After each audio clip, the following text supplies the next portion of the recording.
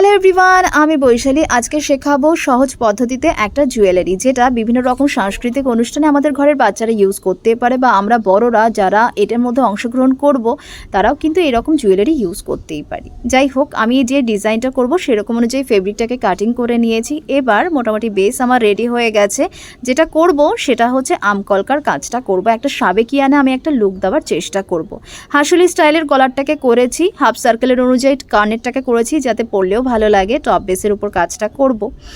তো সাবেকি কলকার যে কাজটা আমি করেছি এটা কিন্তু একটু সময় সাপেক্ষ, একটু ধৈর্য নিয়ে একটু নিখুঁত কাজ করবার চেষ্টা করবে। আমি যতটা পেরেছি নিখুঁত করবার চেষ্টা করেছি সময় নিয়ে।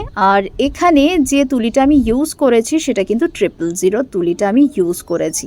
আর বেলি ফুলের যে কড়িগুলো তোমরা দেখতে পাচ্ছ এগুলো কিন্তু বিভিন্ন দোকানগুলোতে তুমি পেয়ে যাবে, আর ভীষণ পকেট ফ্রেন্ডলি প্রাইসের উপর পেয়ে যাবে। আমি যেহেতু মানে একদম প্যাকেট ধরে নিই, তোমরা চাইলেও কিন্তু এরকম নিতেই পারো।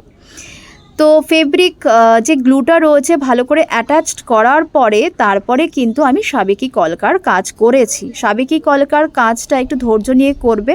তো কাজটা যখন কমপ্লিট হয়ে যাবে তারপরে যেটা করবার সেটা হচ্ছে একটু হাইলাইট করব, কারণ যারা স্টেজ শো করবে তাদের দূর থেকে যাতে জুয়েলারিটা দেখতেও ভালো লাগে সেটা ফলো রাখতে হবে। তো বেসটা রেডি করার পরে কলকার কাজটা কমপ্লিট করার পরে যেটা করব সেটা আমি কিছু কিছু জায়গায় মিরর অ্যাটাচড করব।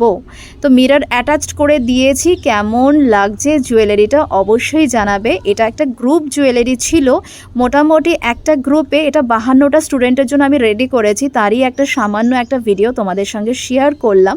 যদি ভালো লাগে অবশ্যই যোগাযোগ করো।